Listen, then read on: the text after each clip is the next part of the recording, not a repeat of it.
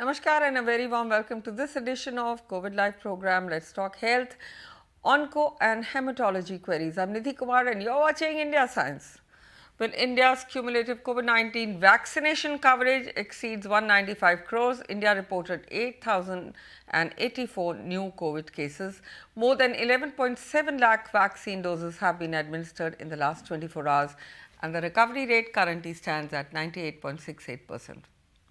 Well, friends, as COVID 19 continues to surge in the country of late, the past week, COVID related queries are on the go. People are speculating about booster doses and its effects as well.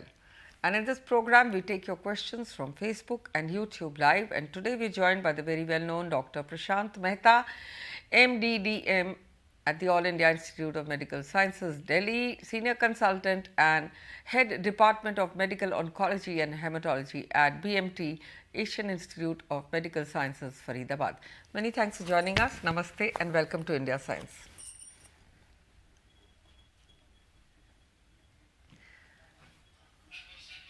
Namaste, Doctor. Please tell our viewers about the current cancer scenario in India. In view of the increasing COVID-19 cases, how does one prioritize cancer management in such times? And is there any specific protocol that is required? If you talk of the general scenario, if you could give us some insights to our viewers.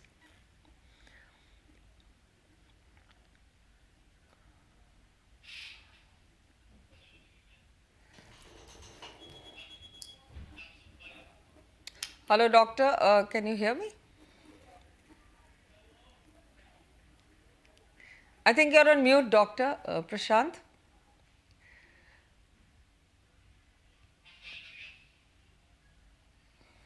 So, we're talking to Dr. Prashant about COVID cases and the cancer scenario in this country, and how do we up the protocol so far as the cases are concerned.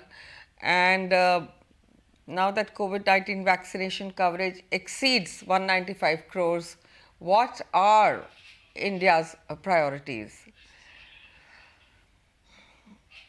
Yes, doctor, I'll take that question again. Can you hear me, Dr. Prashant? First Yeah, of all, please. welcome to the program. I can hear you now. Yes. Yes. Yes. Well, thank you. So, Thank you I so much. wanted to ask you, and I'll repeat my question. If you could tell us and our viewers about the current cancer scenario in India, as we see that the cases have been going up in the past 2 weeks, how do you prioritize cancer management, and what is your insight on the protocol? No, I'm saying you're talking of the COVID cases, no? I'm talking of COVID related cancer cases and also the cancer scenario generally, how it has been affected by the So pandemic. COVID related cancer, I just want to explain you that COVID does not cause cancer. Yes, So no cancers are COVID related, but there is an impact of COVID spikes or COVID, increase in COVID cases on cancer management. That is that's possible. yes, sir. And That's what I overall, asked. if you talk in general, then cancer incidence has increased over the past many years. It has been increasing, and that can be explained partly by the kind of environment we are living in, and also the pattern of cancers also is changing. Let's say the smoking incidence. So smoking incidence has been coming down in males, although it is increasing in women. So lung cancer, similarly, the incidence is bound to slightly go down in men with time and increase in women because women are taking up the habit.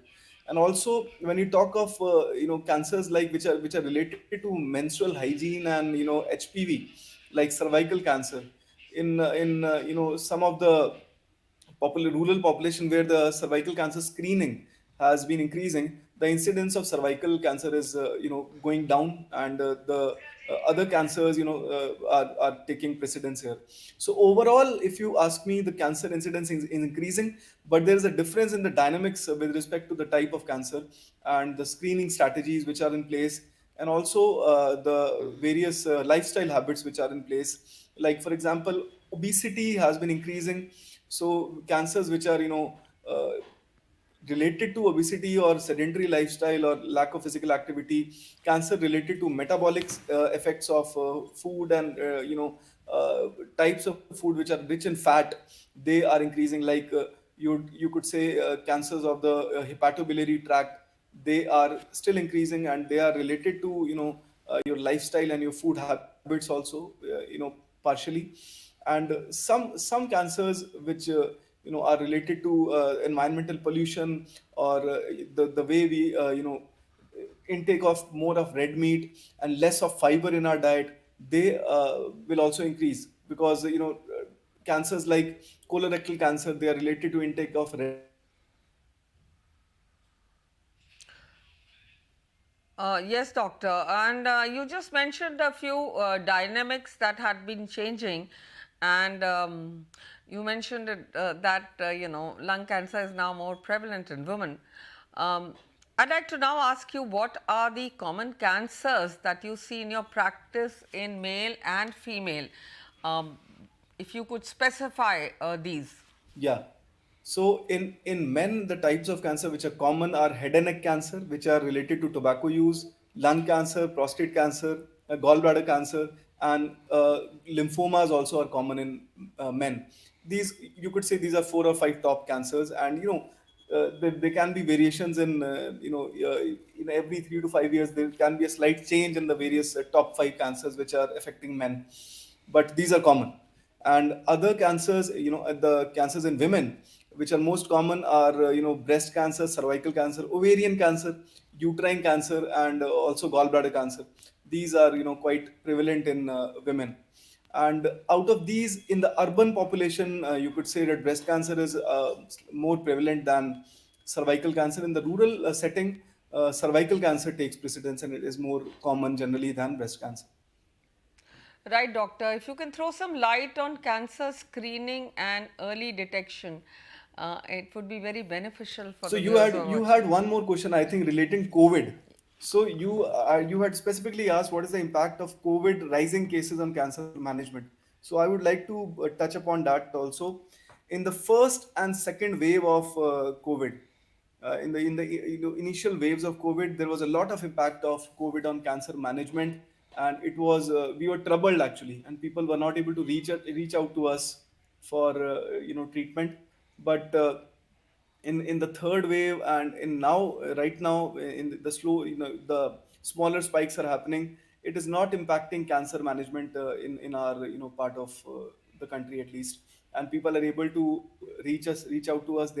They are coming for treatment, and they're understanding that right now the most of the COVID cases are generally mild, and after vaccination there has been a change in the dynamics of the severity of COVID illness, and people are very cautious. They take all precautions and they take the treatment well, and they are reaching out to us. They're not staying at home and not taking treatment because of COVID anymore, and most patients are traveling and coming for treatment. And the treatment protocol, the management of cancer has not changed. It is same now. We are not changing our protocols just because COVID spikes are there. We are not, because that jeopardizes the outcomes.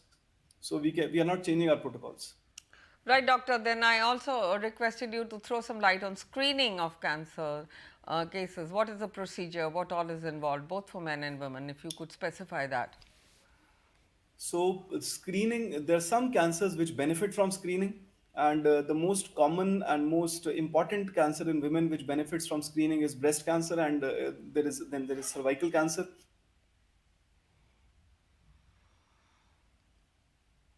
I think we've lost the audio again. Dr. Prashant is telling us about early screening and how it is done to sort of detect the disease in an early stage. He mentioned two. One is breast cancer and one is cervical cancer. Yes, Dr. Prashant, can you hear me now?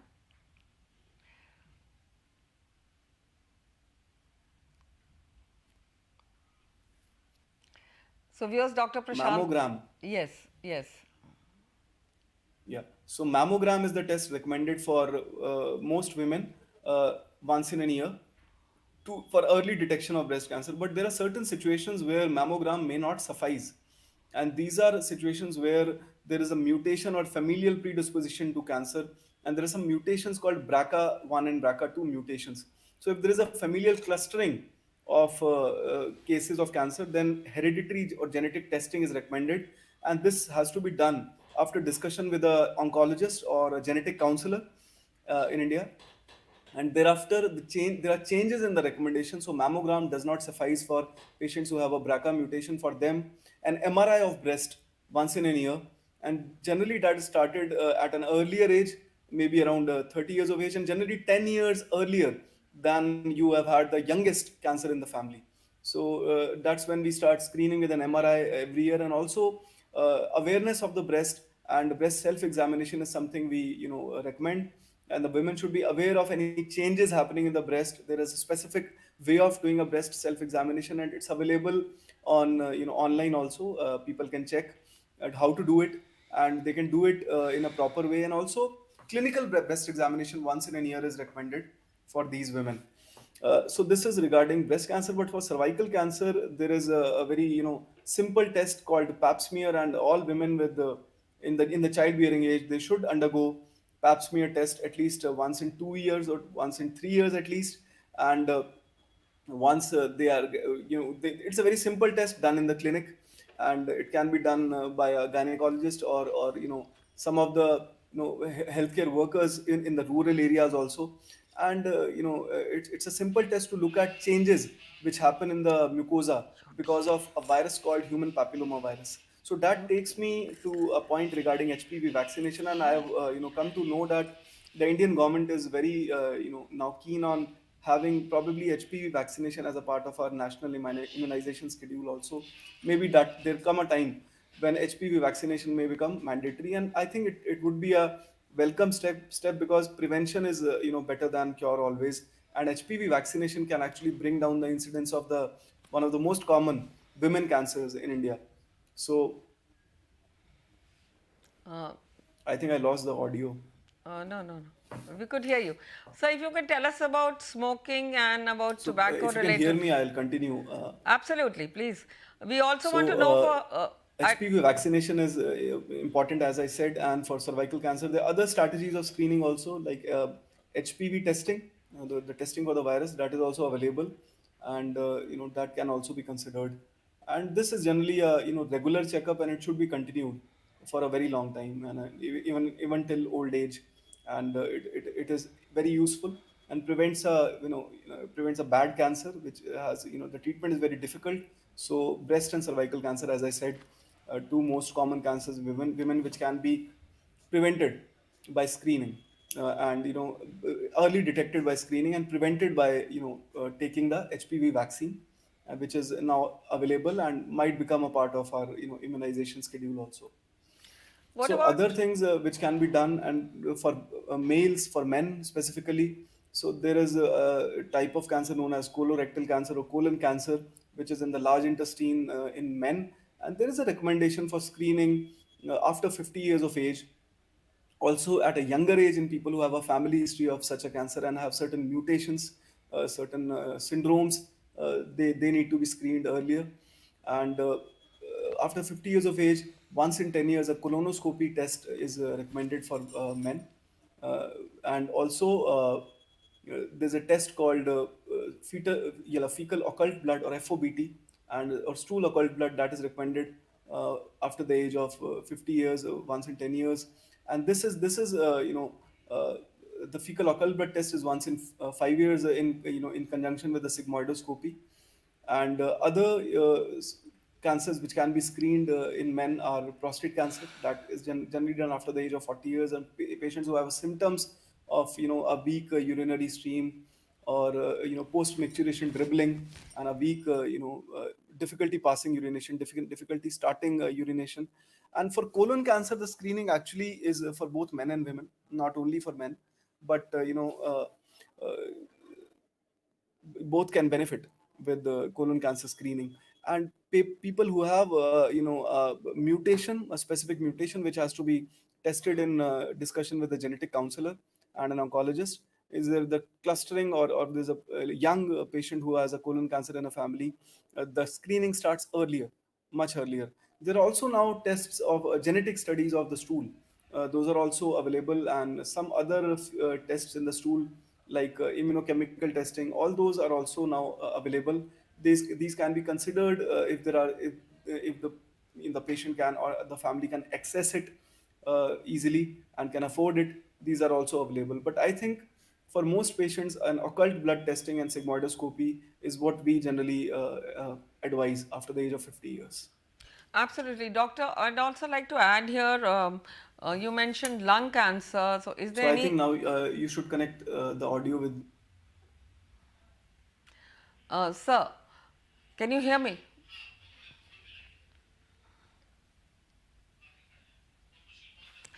I'd like to also ask you about lung cancer detection. Is that possible? Is there some kind of a methodology for people who are having lung cancer problems or throat cancer problems? Is there some kind of testing or screening for this as well?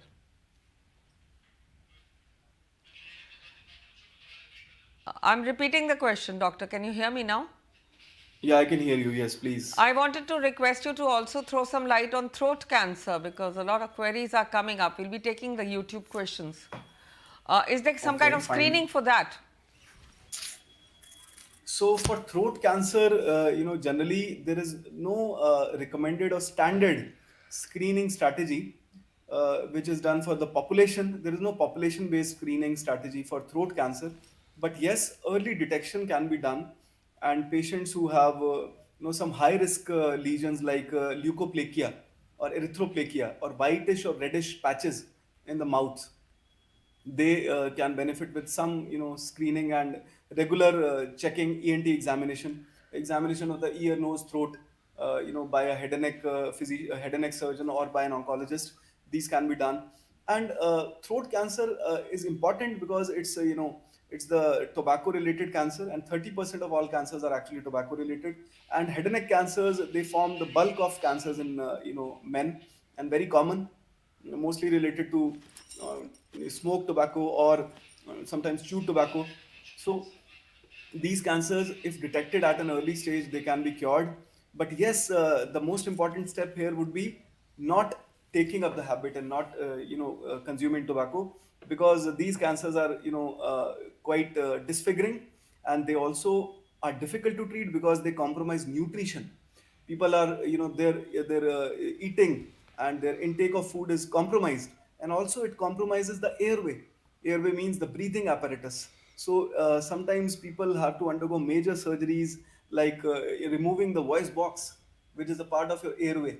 So and parts of the eating apparatus also sometimes has to be operated, and the oral cavity and the mouth, the lip, the tongue, all these speech apparatus. So it can not only impact your nutrition, but can also impact your speech, your breathing, and overall cosmesis and quality of life.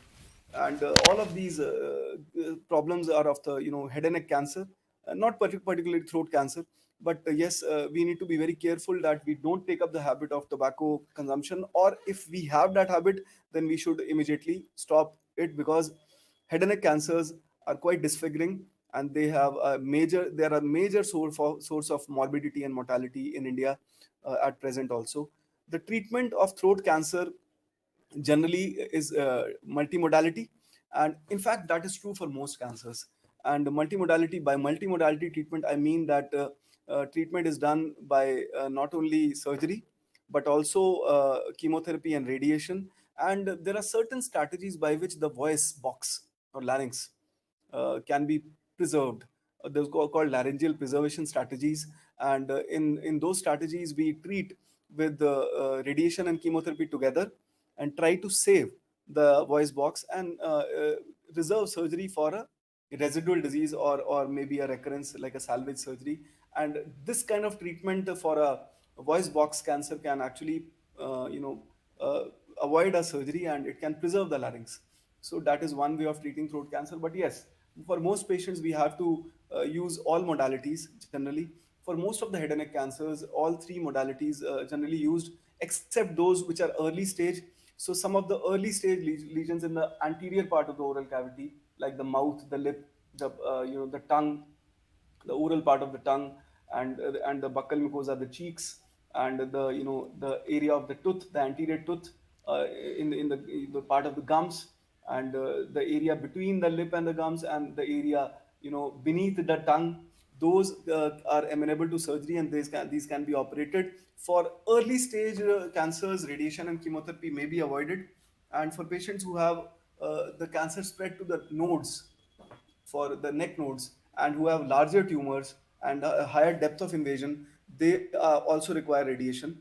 And the node positive cancers generally also require chemotherapy and radiation together after the surgery.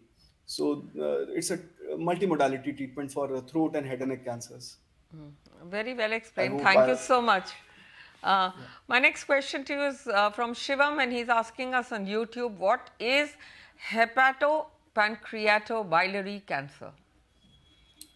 So, hepatopancreatobiliary cancer, very important cancers in our country. And when I talk of hepatobiliary cancers, the most common and important cancer in our country, which is fatal and mostly fatal, is gallbladder cancer. And hepatobiliary pancreatic biliary cancers not only include gallbladder cancer, but it also includes liver cancer. So hepatic means liver, hepato means liver, originating in the liver. So hepatopancreaticobiliary. Pancreatic means the pancreas, which is one gland which is sitting, adjacent to your eating pipe, and eating pipe, not the eating, but the pipe of the intestine, which is connecting with the stomach, and it is between those two areas. There is a gland which secretes your enzymes. Enzymes means the juices which help us in digesting the food. So that gland, when it's affected by cancer, it's called pancreatic cancer. And it's also a very aggressive form of cancer. It's generally fatal. Even in the limited stages, it's difficult to treat. The surgeries involving it are very difficult, and very major surgeries. The other cancers which are a part of hepatopancreaticobiliary cancers are the biliary cancers. And the biliary tract is the tract which connects the liver with the gallbladder and the intestines, so that the all the juices to digest the fat which are made in the liver are put into the intestine by this tract, the biliary tract. So these cancers are the ones which involve those tracts and the gallbladder, the biliary cancers. So these type of cancers are generally aggressive. They are difficult to treat, and they are common in India rather than the West. And out of all these, the gallbladder cancer is the most common, and also aggressive. It is sometimes missed. Also, sometimes you are going for a surgery for a gallstone disease, and sometimes it's being done laparoscopically, and you find intraoperatively that there is something wrong with the gallbladder, and when it is sent for microscopic examination, we find that there is a cancer inside, and so thus cancer is diagnosed. But this is one scenario. But most cancers, most hepatopancreaticobiliary cancers, they are detected in advanced stages in India, and they are very difficult to treat. By the time they are detected, they are already in an advanced phase. And unfortunately, the problem is that there is no screening strategy for hepatopancreaticobiliary cancers in India, and not even in India, all over the world. And I'm speaking in context of India more because these are our problem more than the problem of the West. And you would see that for gallbladder cancer, the research to treat this kind of disease is not happening because the West is not researching much on gallbladder cancer, because it is not their problem per se. It is more of our problem. So yes, we understand that, and we in fact Indian scientists and Indian doctors, they also need to take up this cause.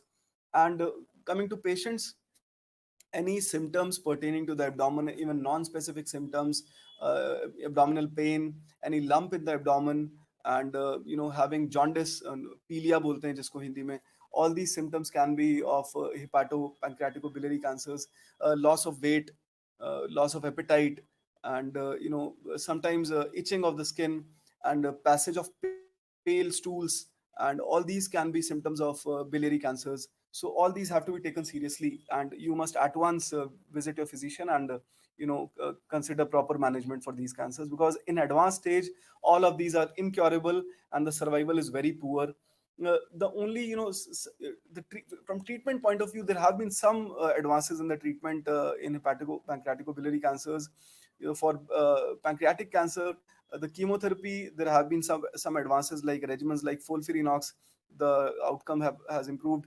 The surgical outcomes have also been steadily improving. The surgery is a major surgery for pancreatic cancer. It's called the Whipple surgery, and the outcomes for that surgery, even in advanced ages, also is now getting better with time. So treatment is available. I'm not saying that treatment is not available, but even with treatment, the outcomes for hepatopancreaticobiliary cancers is not great. So we are not ahead in those cancers as of now. I'm talking of at an international level also. We are not getting as much ahead as we are getting in breast cancer, or even lung cancer, or even or hematological malignancies.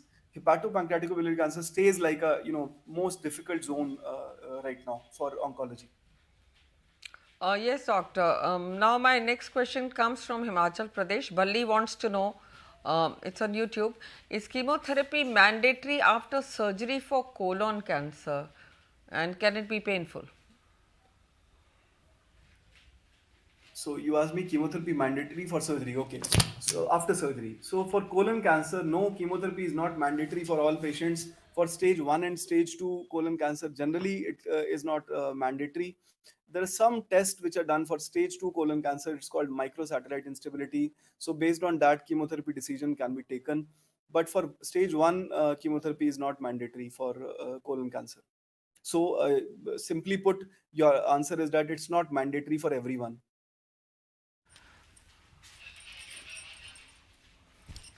Doctor, please tell us about patients' success stories. I'm sure people would be delighted to hear.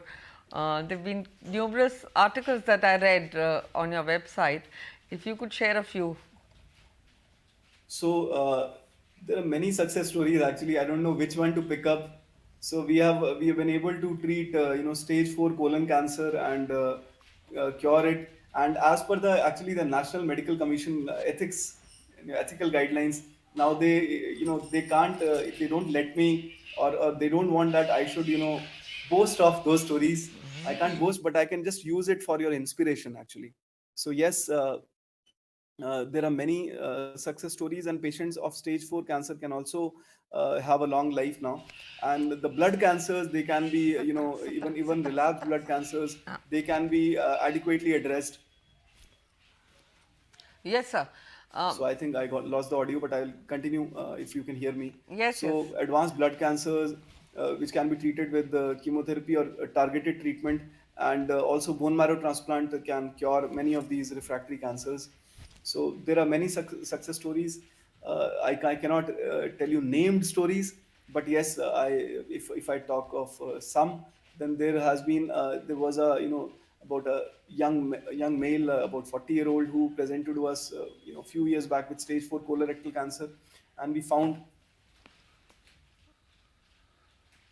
a certain genetic abnormality, like which is called microsatellite instability, or a deficiency of mismatch repair genes. This is a specific genetic defect which can be targeted with immunotherapy drugs, and we used immunotherapy on that patient, and we got a complete remission. All of the cancer disappeared actually from his body. And also immunotherapy has been utilized recently. There has been a early phase study on an immunotherapy drug from Memorial Sloan Kettering Cancer Center. And in that study, also in 14 patients, they found that MSI high or DMMR tumors, rectal cancers, they had a complete remission. So we have had similar experiences with the immunotherapy. But in that, the patient I mentioned was colon cancer, not rectal cancer per se. So, but yes, these patients are amenable to immunotherapy. Even for lung cancer, we now have 5-year survivors on immunotherapy and targeted treatment. Even I have a patient who had spread of cancer to the brain, lung cancer, and we use targeted treatment, and she's also living on for more than 5 years now. And these generally used to be considered very bad, and the outcome for such cancer used to be few months only, but now it's improving a lot. Absolutely. We're running out of time, doctor. One last question from you. Is Okay, okay, liver okay. resection or liver transplant better for treatment of cancer? If you could elucidate, please. This is actually a non-specific question. So liver resection in context of what cancer we need to specify. But for if you talk of liver dissection generally in oncology, they are done for colon cancers and hepatocellular cellular cancers, carcinoma, HCC. So yes, for HCC, small size HCC where the liver functional reserve is good, then uh, liver resection can cure an HCC. And liver transplant is done for when the number of lesions is not amenable to liver resection, and there is also some underlying liver disease. So sometimes up till a limit of 3 lesions or 5 lesions, liver transplant surgeons can consider hepatic resections in HCC. For colon cancer, if there is limited liver disease, and also if it's downstaged, the liver disease is shrunken after giving neoadjuvant or chemotherapy before the surgery, liver dissections are done and they can be curative for a small subset of patients with colon cancer whose disease has spread to liver. There are other liver directed therapies also now. So not we can't only talk of liver transplant and liver resections now. We also have to talk of the liver directed targeted treatments, which are tear and TACE. These are trans arterial chemoembolization and trans arterial radioembolization, which is targeted delivery of chemotherapy and radiation inside the liver. Also, there are other ways now to ablate liver lesions like radio frequency ablation and microwave ablation, and also it can be targeted with radiation. A local form of a very highly targeted form of radiation, which is called SBRT or stereotactic radiation. So those can be used to target liver lesions. So not only surgery and liver transplant, there are many other modalities available now with us. Very insightful of you to answer all these questions. Thank you so much. In the end, I'd like to thank you, Dr. Prashant Mehta, for joining us Thank you and so much. sparing your valuable time at India Science. And with this is a wrap of this edition. We'll be back with more interesting episodes on Let's Talk Health. Till then, if you're not vaccinated, get vaccinated, keep the mask up, stay safe. Namaskar. Thank you for watching India Science.